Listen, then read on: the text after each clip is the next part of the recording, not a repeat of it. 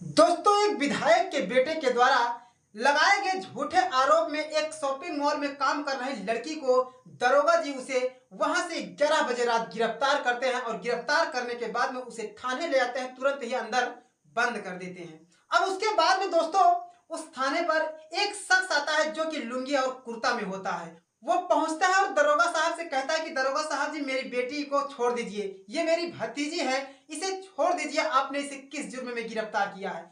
दोस्तों उसके बाद में वो थानेदार यानी कि वो दरोगा कहता है कि तुम्हें पता भी है ये विधायक के बेटे के गाड़ी में से गहने चोरी की है। उसके बाद में वो लुंगी वाला कहता है कि आप इसे मेरे से बेहतर नहीं समझ सकते हैं, क्योंकि ये मेरी भतीजी है, मैंने इसे बचपन से पाला पोसा है। दोस्तों उसके बाद में वो कहता है चाहे कुछ भी हो, मैं इस लड़की को नहीं छोड़ूंगा।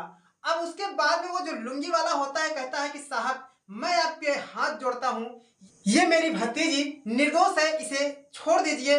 तो वो कहता है कि चले जाओ, नहीं तो तुम्हें भी अंदर बंद कर दूंगा। अब दोस्तों उसके बाद में वो लुंगी वाला शख्स कहता है कि साहब, आप मुझे किस जुर्म में बंद करोगे। उसके बाद में वो कहता है कि जो तुम आकर के हमसे जबान लड़ा रहे हो।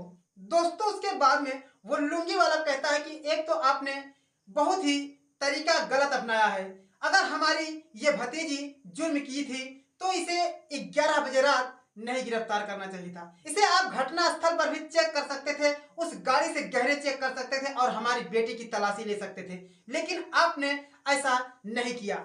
उसके बाद में वो कहते हैं अगर आपने गिरफ्तार भी किया तो हमारी इस भतीजी को लेडीज पुलिस जाकर के गिरफ्तार कर सकती थी और इसे लेडीज लॉकअप में बंद कर सकती थी, लेकिन आपने हमारी भतीजी को खुद जाकर के गिरफ्तार किए हैं और 11 बजे रात इस जेंस के थाने में इसे बंद कर दिए हैं। दोस्तों उसके बाद में वो दरोगा कहता है कि कुछ भी है, तुम हमारे से ज्यादा बेहतर कानून जानते हो। लेकिन दोस्तों उसके बाद में फिर वो मिन्नतें करता है लुंगी वाला कि साहब छोड़ दीजिए, मेरी बेटी, मेरी जो भतीजी है ये निर्दोष है और आप बहुत ही गलत तरीके से गिरफ्तार किए हो। अब दोस्तों इतना सुनते ही वो जो दरोगा होता है तुरंत ही खड़ा हो जाता है, उसका गुस्सा 7वें आसमान पर चढ़ जाता है और तुरंत उठता है। उसके बाद में उस लुंगी वाले को जैसे ही मारना चाहता है थप्पड़ से, तो लुंगी वाला अपने कुर्ते के जेब में से अपना आइडेंटिटी कार्ड निकालता है, उसे उसके सामने हिलाते हुए जब दिखाता है तो उसका पैरों तले जमीन खिसक जाती है और उसके बाद में वो लुंगी वाले के पैरों पर गिर जाता है। और दोस्तों कौन है वो लुंगी कुर्ता वाला शख्स जिसे देख करके दरोगा तुरंत ही माफी मांगने लगता है। दोस्तों ये कहानी बिहार की राजधानी पटना की है, जहां पर एक शॉपिंग मॉल होता है और उस शॉपिंग मॉल में एक पूजा नाम की लड़की काम कर रही होती है। उस पूजा का यह काम होता है कि वहां आने जाने वाली सभी गाड़ियों को वो पार्किंग कराती है, यानी कि वो पूजा नाम की लड़की एक पार्किंग इंचार्ज थी। दोस्तों उसके बाद में उसका यही काम होता है कि वो सभी गाड़ियों को कायदे रूप से एक जगह पर व्यवस्थित कराती है। दोस्तों एक दिन की बात है, वहां पर एक मंत्री का बेटा यानी कि एक विधायक का बेटा आता है उस शॉपिंग मॉल में शॉपिंग करने के लिए, यानी कि वो कुछ खरीदारी करने के लिए आता है और वो अपनी गाड़ी को ऐसे ही बीचों बीच खड़ी करने लगता है। तभी वो जो पूजा नाम की पार्किंग इंचार्ज होती है वो कहती है कि साहब आप गाड़ी को गलत जगह पर लगा रहे हैं, वो गाड़ी एक तरतीब कर दीजिए और अपनी गाड़ी को एक किनारे जो है लगा दीजिए, और अगर आप ऐसे ही गाड़ी खड़ी कर दोगे तो ना ही गाड़ी निकल पाएगी और ना ही गाड़ी लग पाएगी। अब उसके बाद में वो जो विधायक का बेटा होता है वो तुरंत ही गुस्सा हो जाता है, कहता है कि तू मुझे सिखाएगी, मैं विधायक का बेटा हूं और मेरी जहां मर्जी करेगी मैं वही गाड़ी लगाऊंगा। उसके बाद में जो वो पूजा नाम की लड़की होती है कहती है कि सर आप चाहे विधायक के बेटे हो या चाहे आप मुख्यमंत्री के बेटे हो, इससे मुझे क्या फर्क पड़ता है, मेरा जो काम है मैं वो अपने ढंग से कर रही हूं, तो क्या आप यहाँ पर अपनी मर्जी चलाओगे। लेकिन वो कहता है कि नहीं, मैं यहीं पर गाड़ी खड़ी करूंगा, अगर ज्यादा बोलेगी तो मैं तुझे थप्पड़ ही मार दूंगा। अब दोस्तों उसके बाद में वो गुस्सा हो जाता है और निकल करके गाड़ी में से उस पूजा नाम की लड़की को एक थप्पड़ मार देता है और उसके बाद में वो कहता है कि मैं तुझे अभी के अभी गिरफ्तार कराता हूं। दोस्तों उसके बाद में वो जो विधायक का बेटा होता है तुरंत ही थाने पर फोन लगाता है, कहता है कि दरोगा जी, मुझे एक लड़की ऐसा ऐसा कह रही है और उसके बाद में मैं इसे गिरफ्तार कराना चाहता हूँ। दोस्तों उसके बाद में वो जो दरोगा होता है उसके पहचान का होता है और वो कहता है कि तुरंत मुझे आप लोकेशन बता दीजिए। वो कहता है कि पटना का शॉपिंग मॉल है। वो कहता है कि मैं तो पटना के शॉपिंग मॉल में ही हूँ, तुम थोड़ी देर ठहरो, मैं आता हूँ। दोस्तों उसके बाद में जब दरोगा साहब उस घटना स्थल पर आते हैं, उस पूजा से कहते हैं कि तुम्हें पता भी है कि मैं कौन हूँ और ये कौन है। मैं एक थानेदार हूँ और ये एक विधायक का बेटा है। दोस्तों उसके बाद में फिर वो कहते हैं कि इस विधायक के जो बेटा है इसका जहां मर्जी करता है इसे गाड़ी लगाने दीजिए, तुम होती कौन हो। और उसके बाद में फिर वो गुस्सा हो जाती है, जो पूजा होती कहती है कि आप चाहे थाने के दरोगा हो या चाहे आप एसडीएम हो, लेकिन इन्हें अपनी मर्जी यहां पर नहीं चलाने दूंगी। दोस्तों उसके बाद में वो दरोगा कहता है कि तुम्हें गिरफ्तार किया जाएगा। फिर वो कहती है कि आप मुझे किस जुर्म में गिरफ्तार करेंगे।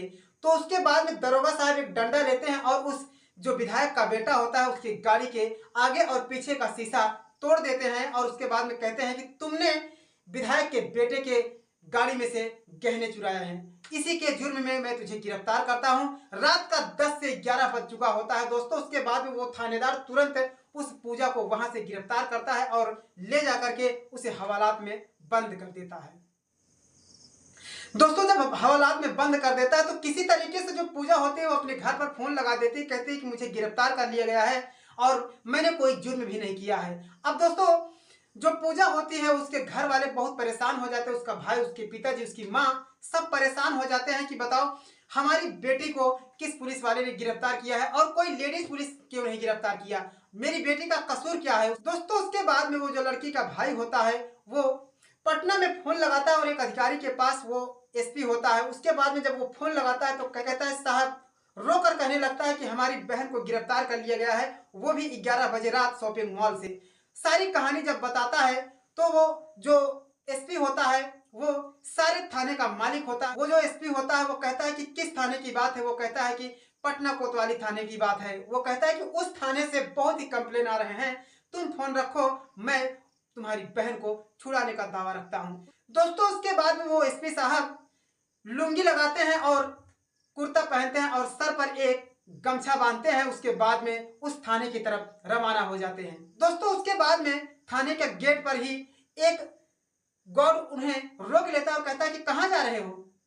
तो वो एसपी साहब कहते हैं कि मुझे दरोगा जी ने बुलाया है, मैं उनसे मिलना चाहता हूं। दोस्तों उसके बाद में अब जब वो अंदर जाते हैं तो दरोगा साहब से कहते हैं कि दरोगा साहब आप हमारी वो जो पूजा नाम की भतीजी है उसे छोड़ दीजिए, वो मेरी भतीजी है। दोस्तों उसके बाद में वो जो दरोगा होता है वो कहता है कि ये बहुत ही बड़ा जुर्म किया है, इसे नहीं छोड़ा जाएगा। फिर उसके बाद में वो कहते हैं कि आपने इसे किस जुर्म में गिरफ्तार किया है। वो कहता है कि इसने विधायक के बेटे की गाड़ी में से पैसे निकाले हैं और कुछ जेवर और गहने भी निकाले हैं। वो कहते हैं कि ये हमारी भतीजी है, मैं इसे बचपन से अपनी गोद में खिलाया हूं और जितना बेहतर मैं इसे जानता हूं तुम क्या जानोगे। वो कहता है कि तुम निकल जाओ, नहीं तो अभी का भी मैं तुझे भी गिरफ्तार कर लूंगा। दोस्तों उसके बाद में वो जो लुंगी और कुर्ता में थे वो एसपी साहब उस दरोगा से कहते हैं कि तुम मुझे बताओ कि अब तुम मुझे किस जुर्म में गिरफ्तार करोगे। वो कहता है कि तुम हमसे जो बहसबाजी कर रहे हो। वो कहते हैं कि तुमने इस हमारी भतीजी को 11 बजे रात तुमने गिरफ्तार किया, क्या ये कोई कानून और कायदा है। अगर हमारी भतीजी ने जुर्म भी किया था तो हमारी भतीजी को आप दिन में क्यों नहीं गिरफ्तार किए। अगर हमारी भतीजी ने चोरी की थी तो आपने उस घटना स्थल पर उसके साथ में क्यों नहीं चेक किया, क्यों नहीं आप उस गाड़ी में चेक किए, और यदि कुछ ऐसा होता है तो आप उसके घर पे जांच पड़ताल करते, फिर उसके बाद में लेडीज पुलिस को बुलाते और आप लेडीज लॉकअप में इन्हें बंद करते। दोस्तों उसके बाद में वो जो थानेदार होता है वो इतना सुनते ही तुरंत ही गुस्सा हो जाता है कि ये लुंगी और कुर्ता वाला व्यक्ति हमारे ऊपर रौब जमा रहा है और हमें कानून सिखा रहा है। इतने में वो गुस्सा हो जाता है और उसके बाद में जैसे ही उस लुंगी और कुर्ता वाले व्यक्ति को थप्पड़ मारने चाहता है तो तभी उस लुंगी और कुर्ता वाले व्यक्ति ने उसका हाथ पकड़ करके उसे तुरंत ही एक थप्पड़ जड़ देते हैं और अपना आइडेंटिटी कार्ड अपने कुर्ते की जेब से निकाल करके उसे दिखाने लगते हैं। तो वो तुरंत ही डर जाता है और तुरंत सल्यूट मारता है। उसके बाद में पैरों पर गिर जाता है और कहता है कि साहब मैंने आपको पहचान नहीं पाया। अब दोस्तों उसके बाद में तुरंत ही उस लड़की को वो छोड़ देता है। दोस्तों उसके बाद वो लुंगी वाले एसपी उस दरोगा साहब से कहते हैं कि तुम्हें इस थाने में कितने साल हो गए ड्यूटी करते हुए। तुम्हारा कार्यकाल कितना हो चुका है। वो डर जाता है लेकिन बताता नहीं, तुरंत ही वो डांटते हैं और कहते हैं कि मुझे बता कि तुम्हारा कितना समय हो चुका है। वो कहता है कि साहब 10 साल हो गया है। वो कहते हैं कि तुम्हें 10 साल हो गया पुलिस की नौकरी करते हुए और तुमने अभी तक कानून नहीं सीख पाई।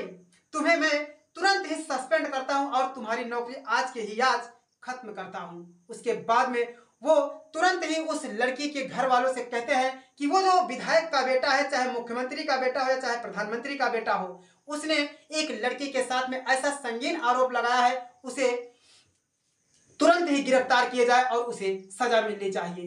तो दोस्तों, ऐसे कानून के रक्षक को सलाम करता हूं, सल्यूट करता हूं, क्योंकि उन्होंने एक पुलिस वाले को उसकी औकात बता दी और एक पुलिस वाले को किस तरह से करना चाहिए उसे कानून सिखा दी।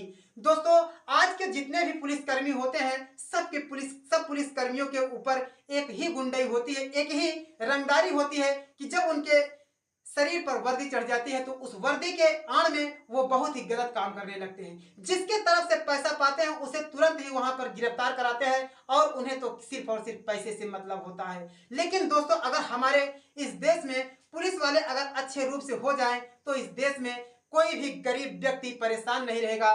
जहां जो अमीर व्यक्ति होते हैं वो पुलिस वाले को पैसे दे करके पूज लेते हैं और उसके बाद में गरीब बेचारा परेशान होकर के वो हवालात में बंद हो जाता है। जबकि कोई जुर्म भी नहीं होता है और जो जुर्म करता है वो खुलेआम घूमता है और जो निर्दोष होता है वो थाने में बंद हो जाता है।